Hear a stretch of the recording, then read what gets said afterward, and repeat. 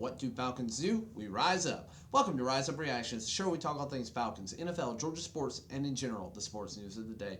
I'm your host, Dr. Lee Denning, the Golden Hard Doc, and a lifelong sports fan, coming back to you today with the Week 13 picks for the NFL. Last week, going 14-2, a really good week. Strong Thanksgiving performance for me on picks. Almost made a little bit stronger had I picked the Jacksonville Jaguars over the Houston Texans. I did pick Houston, and they ended up getting ref-balled at the end of that game. I do think that one could have maybe 15-1 if it had gone a little bit different. I don't think that I would have picked anything different about Green Bay and the Detroit Lions. Most of America picked the Detroit Lions. I thought the Detroit Lions were going to win, so I think I would have kept that one the same. Still having to do this from my phone, and also recording this on a Tuesday. It's going to come out on Wednesday. Just still don't have internet access at home due to the storm last week and the logistics issues with my internet provider trying to get things together for the tower.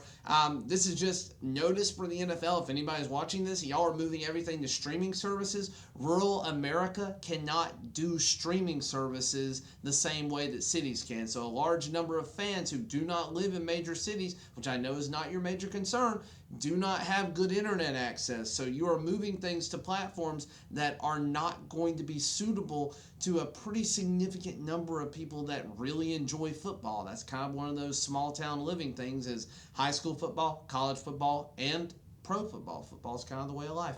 But anyways, let's move on to the picks. Thursday night football. We are going with the Seattle Seahawks at the Dallas Cowboys. Seattle losing in a big game this past week to the San Francisco 49ers.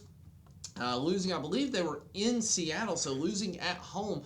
And I think this is about to be a big stretch for the Seattle Seahawks, where they have a bunch of tough games in a row. They are going to the Cowboys.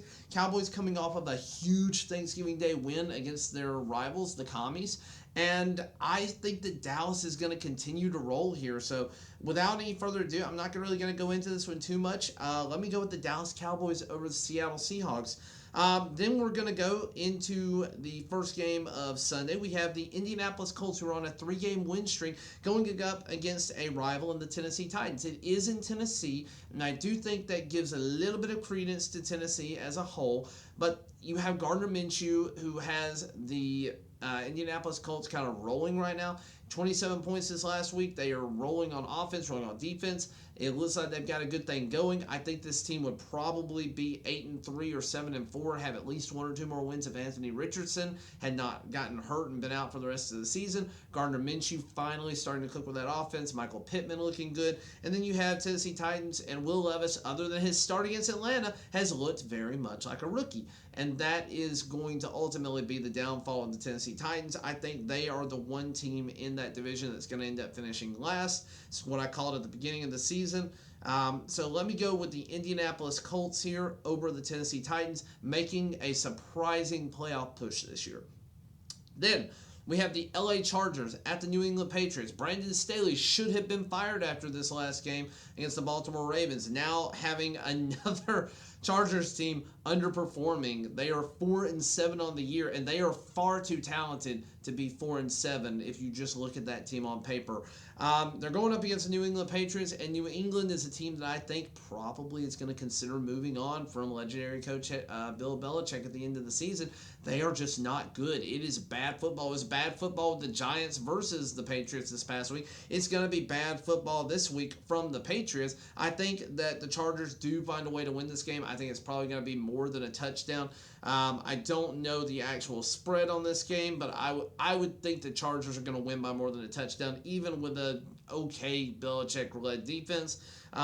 So I think Brandon Staley is going to get another feather in his cap to say, oh, look, don't fire me just yet. But if the Chargers are smart, this will be his last season as their head coach. They are not going to win with him there. But give me the Chargers here. 94% of America is agreeing with me there. Then we go to the Detroit Lions at the New Orleans Saints. New Orleans coming off of a tough loss to the Falcons. Falcons looking amazing on defense against them.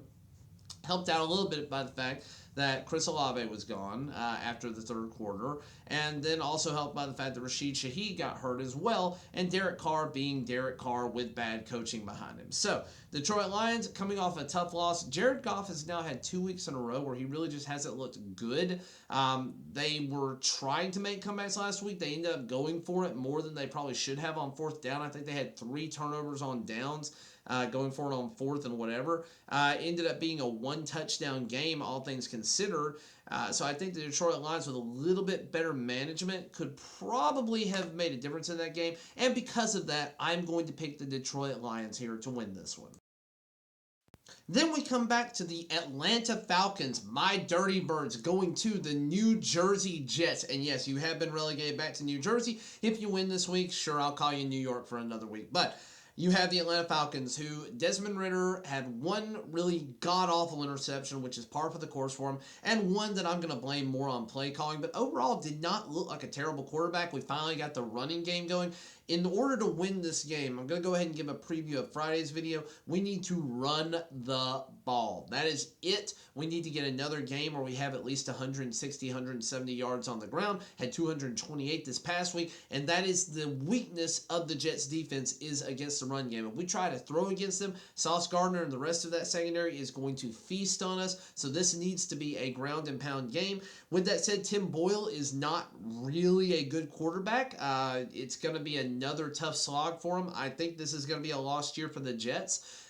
They may end up moving on from their head coach at the end of the season. I don't think it's quite fair to do that because they had full expectations that this was going to be an Aaron Rodgers-led team.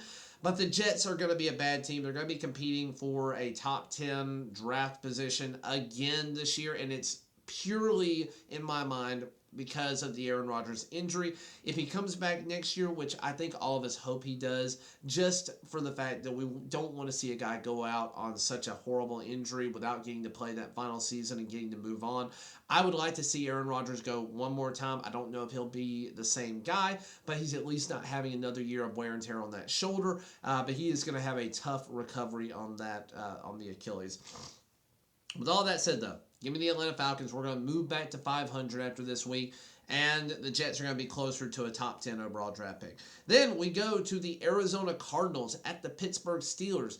Arizona is still not a good football team unless they're playing Atlanta, and the Pittsburgh Steelers, after firing Matt Canada, have a close win against the Cincinnati Bengals, but this one is at home. I think their defense is going to be amazing this week. I think they are going to be lights out against Kyler Murray, and they're going to be 8-4 at the end of this week. And the Arizona Cardinals, again, competing for like a top 5 draft pick this year. So with that in mind, I'm not going to talk too much about it. Give me the Pittsburgh Steelers here. Then we go to another one that I don't really have a lot to say about. We have the Miami Dolphins going to the Washington Commies.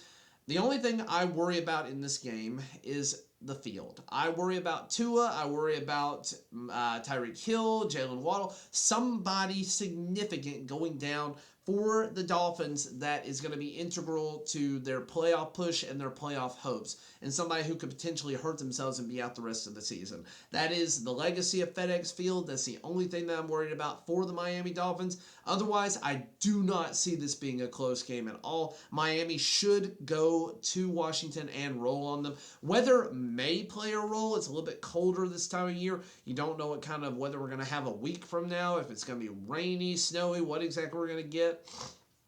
But with that in mind, I do think that the Miami Dolphins go in and get a win almost regardless of what the weather is.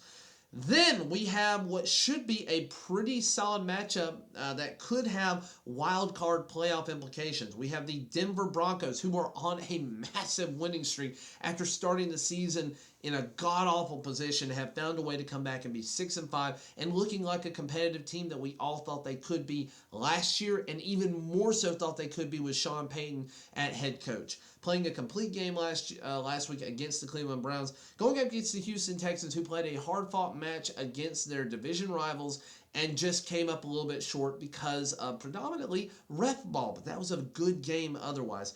Now, it's in Houston. This one I am having a really hard time with. America thinks it's 2/3 in favor of Houston at the time of making this video, making this pick. For whatever reason, I have this feeling that Denver has found their mojo. And I just, for whatever reason, think that Denver is going to come in and find a way to win this game. Right now, let's see if I can find this on ESPN real quick. The opening odds are Houston -3.5. I think the Broncos will win this one outright, but I think it's probably by like something like a 2 or 3 point margin overall. This should be a very, very good game. And I am going to pick the Denver Broncos here. Then we're going to go on to the Carolina Panthers, who just fired their head coach in Frank Reich, and they're playing the Tampa Bay Buccaneers. Tampa Bay is a little bit banged up right now. You could be seeing Kyle Trask getting a start in this game. He's still a solid quarterback, and he's got better weapons right now than the Carolina Panthers do for Bryce Young. And I do think the Tampa Bay defense is better overall. It's being played in Tampa. Carolina, I'm so sorry. You don't have much to play for this year. You don't even have your first-round pick, which truly, truly sucks for you guys. Because every time you lose, it just makes the Chicago Bears smile that much more. We're going to get to the Chicago Bears. They're playing with house money right now. They're actually on bye this week. But I will just say this. Chicago Bears, keep winning, doing your thing. You're playing with house money. You've got a top 5 draft pick locked in no matter what at this point, as far as I'm concerned. And just do what you want to with the other one. If you want to lose and get a better draft position, do that. Or otherwise, just see what you've got and try and evaluate the players that you have. But give me the Tampa Bay Buccaneers in this game, and I don't have much else to say. Then we're going to go to the Cleveland Browns at the LA Rams. LA Rams trying to come back now that Stafford's healthy and make a playoff push, having a very convincing win this past week against the Arizona Cardinals. And then you have the Cleveland Browns, who have struggled with Deshaun Watson going down for the year. I'm not particularly sad about that fact, but now I can actually cheer for the Browns and not have to worry about him as a component of their team. With that said, though, they have an incredible elite defense. They are going to a different time zone, though, traveling across country. That is never easy. And I do think that the Rams are going to ultimately end up finding a way to win this one. I think the Rams are the more popular team in Los Angeles and definitely have a bigger presence in their own stadium, even though it turns out to be a away game for them almost all the times. So I do think the Rams find a way to win with Matthew Stafford. I think they have finally found their mojo as well. Kyron Williams coming back, being a major part of their success this past week, just looked really, really good. Now they have all their pieces together again. They are back to form like they were at the beginning of the season, where they were shocking people early on. So give me the Rams there. Then we have the 49ers at the Eagles. And I don't know what the schedulers were doing when they made the Eagles schedule this year. They basically gave them a playoff push in the middle of the freaking season, having Kansas City and then the Bills and then the freaking 49ers all back to back to back with no bye week in between. I don't know what they were thinking on that one. I think that was a bad idea from a scheduling standpoint. But I will say this. It has given us a chance to really evaluate the Eagles, and the Eagles have come out on top after struggling in the first half in both of those games. This week, though, I think the 49ers are one of the most complete teams in football, where I think that the Chiefs have some issues at wide receiver that they're finally starting to get right with Rashee Rice. And then I think the Bills have obviously struggled but have put things together better the last few weeks. But the Bills just came up a little bit short this past week, finally getting the coin toss in their favor in overtime and then still losing to a touchdown from Jalen Hurts in an incredible game of the year game. But with that in mind, the 49ers, when they are all healthy, I think that they probably would have beat the Eagles last year had they had Brock Purdy in that game for the entire game healthy. But he was basically out early, and we never got to see the divisional championship matchup that we wanted to. With that in mind, give me the 49ers here. It's going to be a really close game. I think the Eagles' win streak comes to an end, and they get to 10-2 this week. And this will be a game that probably has implications for the number 1 overall seed when we get to the end of the year here. And then we're going to go to the Kansas City Chiefs at the Green Bay Packers. I already know who Tom Grassi is going to pick. This is Sunday Night Football. I am going to go ahead and say Kansas City Chiefs. I don't really have much doubt that they're going to win this game, but the Green Bay Packers are finally turning around their season. You have Jordan Love playing incredible football right now after starting very, very slow. I know some people think that he's not a good quarterback. He showed flashes early. He had a down slump in the middle of the season, and now he's showing flashes again, finally connecting with guys like Christian Watson, Romeo Doubs being a good component for him, Jalen Reed coming out after being drafted this year and being a solid wide receiver for him. I believe he was taken in the second round, so another one of those day 2 wide receiver picks for the Packers that turns into really good prospects. You got guys like Randall Cobb and Devontae Adams that have done that in the past. It looks like Christian Watson is going to be that guy for him as well, potentially.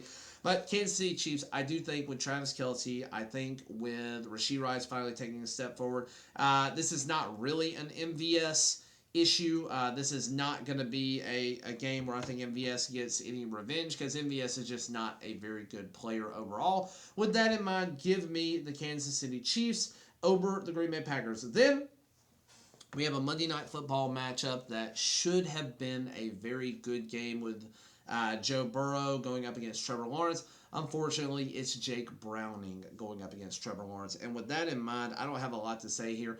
Bengals, this is going to be a lost year because of the Burrow injury and because of some struggles early on due to Burrow, quite frankly, being not himself and a little bit hurt going into the season. So you guys go as Joe Burrow goes. And unfortunately, that means that without him, you are back to where you were a few years ago, finishing as a 5 to 7 win team and kind of being stuck in that mediocrity area, just like the Falcons have been for a very long time. And Jacksonville Jaguars, one of the better teams, playing for potentially a number 1 seed in the division overall. So I think the Jacksonville Jaguars get another feather in their cap on this one, and they end up coming away with a win. So with that in mind, Jacksonville Jaguars, we're going to have gonna be 9-3 at the end of this week. But that's all I got for you guys. Thank you to the 198 of you who have subscribed to me so far. It means the world to me. Trying to hit 500 subscribers by the end of the 2023-2024 season. I will be real honest. I don't think I'm going to hit that. I'm not on pace to hit that. But I certainly appreciate those of you who have chosen to follow me and have chosen to listen to me and give me regular views and likes and all of that on my videos. It means the world to me. I am very close to that 200 mark. I think we'll hit that within the next couple of weeks, which would just make me ecstatic. This time last year, I was only pulling about 45 to 50 viewers altogether or subscribers. So I've quadrupled that in about a year's time, and I couldn't have done that without your support. So I say thank you to all of you who have chosen to follow me. And to the rest of you, thank you for considering subscribing. Would really mean the world if you would. And without further ado, guys, it's been a long one. But as always, rise up.